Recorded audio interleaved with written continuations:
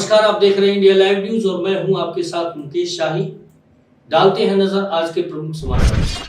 बिहार के मुख्यमंत्री नीतीश कुमार के बेटे निशांत आज 7 मार्च को ज्वाइन करेंगे जेडीयू और बिहार दौरे पर भी निकलेंगे और इसके साथ ही बिहार में नया मुख्यमंत्री बनाने को लेकर भी कवायद तेज हुई है। चेन्नई में आज नारियल किसानों से बातचीत करेंगे कृषि मंत्री शिवराज सिंह चौहान। 7 मार्च को बजट की नई योजना पर भी मंथन होगा। देश के उपराष्ट्रपति राधाकृष्णन आज मिजोरम विश्वविद्यालय के 20वें दीक्षांत समारोह को भी संबोधित करेंगे। वहीं गृह मंत्री अमित शाह भी आज हरिद्वार में मनाएंगे जन जन की सरकार 4 साल बेमिसाल। इस कार्यक्रम का जश्न होगा और इस दरमियान अमित शाह हरिद्वार में कई विकास एवं न्याय संहिता प्रदर्शनी का भी अवलोकन करेंगे। राजस्थान के मुख्यमंत्री भजनलाल शर्मा भी आज कोटा जिले का दौरा करेंगे। यहाँ ग्रीनफील्ड एयरपोर्ट और पेयजल परियोजनाओं का शिलान्यास भी करेंगे। इसके साथ ही राजस्थान में एक और नया एयरपोर्ट बनने की शुरुआत भी होने जा रही है। आज मुख्यमंत्री कोटा में कई परियोजनाओं का शिलान्यास करने के साथ ही 4600 करोड़ के प्रोजेक्ट का भी उद्घाटन करेंगे। राजस्थान में नए ग्रीनफील्ड एयरपोर्ट की आधारशिला रखी जाएगी। आज कोटा बूंदी ग्रीनफील्ड एयरपोर्ट का शिलान्यास होगा। यह एयरपोर्ट भविष्य के क्षेत्र की हवाई कनेक्टिविटी को बेहतर बनाएगा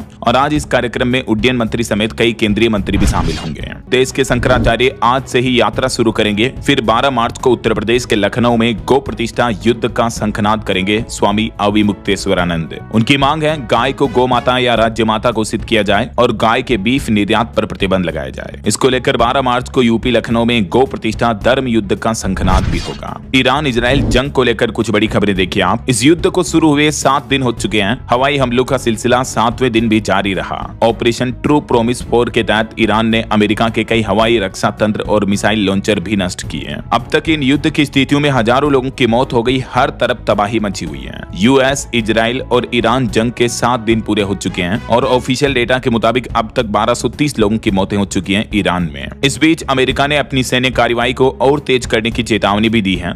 इधर इजराइल ने भी ईरान और लेबनान पर भी हवाई हमले किए। अमेरिका ने भी अपना ड्रोन पोत उड़ाया। हेगसेथ ने भी चेतावनी दी। अजरबैजान ने भी ड्रोन हमले की बदला लेने की कसम खाई है और जवाबी कार्रवाई में अब अजरबैजान भी ईरान पर अटैक करेगा। तो इन बढ़ती युद्ध की स्थितियों को देखते हुए कई एक्सपर्ट्स ने तीसरे विश्व युद्ध की भी आशंका जताई है। अमेरिका, इजराइल और ईरान का संघर्ष थर्ड वर्ल्ड वार में परिवर्तित हो सकता है। भारत सरकार ने एक नया आदेश जारी किया। 4 सप्ताह के लिए टीवी न्यूज चैनलों की टीआरपी रिपोर्टिंग पर रोक लगा दी है क्योंकि इजराइल, ईरान, अमेरिका इन जंग की सनसनीखेज खबरें दिखा रहे हैं न्यूज चैनल्स। तो इस पर भी सूचना और प्रसारण मंत्रालय की तरफ से सभी टीवी न्यूज चैनलों को ये निर्देश जारी किया है, जिसमें कहा गया कि अगले 4 सप्ताह तक या अगले आदेश तक न्यूज चैनलों की टीआरपी रिपोर्ट भी जारी ना करें। अमेरिका के राष्ट्रपति डोनाल्ड ट्रंप ने अब ईरान को ये सीधी सीधी चेतावनी दी। कहा कि बिना कोई शर्त आत्मसमर्पण करें ईरान। तो ट्रंप की इस चेतावनी पर ईरान के राष्ट्रपति मसूद पेजेश्कियन ने भी कहा कि हमें कम न आके, क्योंकि ट्रंप ने तो सीधा सीधा कह दिया कि बिना कोई शर्त सरेंडर करो तभी जाकर युद्ध खत्म होगा। ईरान को डोनाल्ड ट्रंप का ये अल्टीमेटम दिया गया, लेकिन जवाब में ईरान का कहना है कि हम लंबे युद्ध के लिए तैयार हैं। ईरान के IRGC ने अमेरिका और इजराइल को भी नए हथियारों की चेतावनी दी और कहा कि अब दर्दनाक चोट मिलेगी अमेरिका को। नमस्ते, I am Shilpa शेट्टी-कुंद्रा and I'm so excited to invite you to the 9th Property Expo 2026 by CREDAI BANM Raigad। 6 से 9 फरवरी opposite Khandeshwar railway station Raigad का बिगेस्ट एक्सपो, जहां बेस्ट अपॉर्चुनिटीज मिलेंगी एक ही छत के नीचे। यहां इन्वेस्टमेंट है सुपर से बहुत बहुत ऊपर। और याद रखिए 6 फरवरी को ग्रैंड ओपनिंग पे मैं खुद आ रही हूं। तब तक के लिए स्वस्थ रहो, मस्त रहो। सी यू ऑल देयर। हर इंसान की जिंदगी में एक सपना जरूर होता है, एक ऐसा घर जहां सिर्फ दीवारें और छत ना हो, बल्कि सुकून हो, सुरक्षा हो और खुशियों से भरा भविष्य हो। लेकिन सवाल यह है, क्या हर घर आपको वो भरोसा दे पाता है जिसकी आप उम्मीद करते हैं? यही भरोसा लेकर आया है इन्फिनिटी बिल्डर्स और डेवलपर्स, एक ऐसा नाम जिसने नवी मुंबई की रियल एस्टेट दुनिया में अपनी अलग पहचान बनाई है।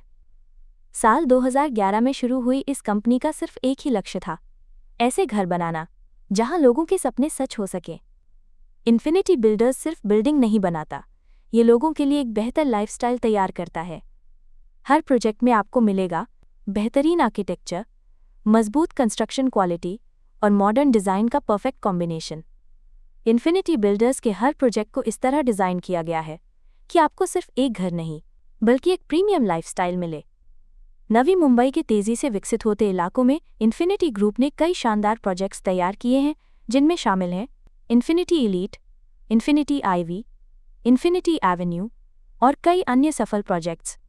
इन प्रोजेक्ट्स में आपको मिलते हैं आधुनिक सुविधाओं से लैस 1 BHK और 2 BHK apartments, high speed lift, 24x7 CCTV सुरक्षा, आधुनिक gym, kids play area, open space और पर्याप्त car parking.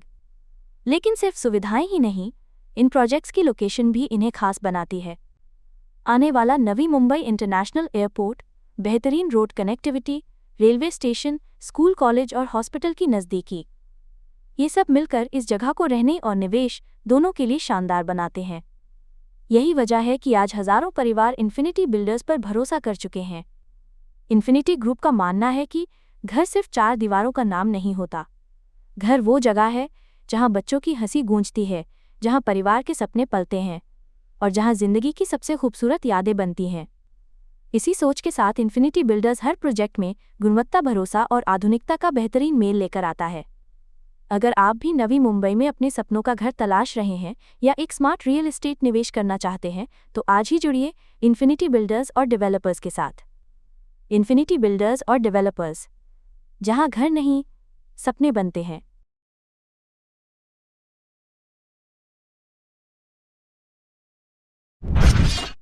India live news में सफरों का सफरनामा करते हैं समाप्त। मुकेश शाही को दीजिए इजाजत, फिर मिलेंगे नई खबरों के साथ। नमस्कार। लेकिन चलते चलते गुजारिश, विनती, अनुरोध, अगर आपके पास कोई समस्या है या फिर कोई घटना घटित हुई है तो स्क्रीन पर दिखाए जा रहे नंबरों पे आप हमें सीधे संपर्क कर सकते हैं। आप हमें ईमेल भी कर सकते हैं। हमारा ईमेल आईडी indialivenewschannel@gmail.com। आप हमारी वेबसाइट पे भी लॉगिन कर सकते हैं www.indialivenews.co.in। नमस्कार।